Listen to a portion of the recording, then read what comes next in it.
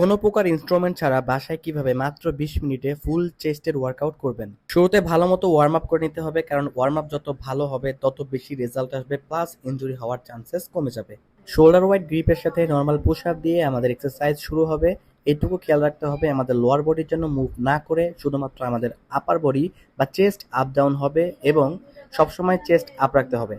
যারা push up করতে পারে না আমাকে জানাবেন, আমি আপনাদেরকে যথেষ্ট সাহায্য করবো ইনশাআল্লাহ। এরপর আপার চেস্টের জন্য ইনক্লাইন পুশ আপ, আমাদের হাঁটু বরাবর উচ্চতা বা এর চাইতে উপরেও হতে পারে, ওইখানে পা রেখে ফ্লোরে শোল্ডার ওয়াইড গ্রিপ করে দেন আমরা পুশ আপ করবো। প্রত্যেকটা রেপস এমন হবে, আমরা যখন ওপর দিকে উঠবো তখন খুব ফাস্ট হবে, আবার আমরা যখন নিচের দিকে ডাউন হব তখন 3 থেকে 4 সেকেন্ড সময় নিব। ডিক্লাইন পুশ আপ, এটা আমাদের লোয়ার চেস্টের জন্য। কোনো একটা উঁচু জায়গাতে আমরা হাত রেখে পুশ আপ করবো, তবে আমরা যেখানে হাত রাখবো সেইখানেই আমাদের লোয়ার চেস্ট যেন টাচ করে, এটা খেয়াল রাখতে হবে। সবশেষে আমাদের চেস্টের মাঝের অংশ বা ইনার চেস্টের জন্য আমরা ক্লোজ গ্রিপ ওয়াল পুশ আপ করবো।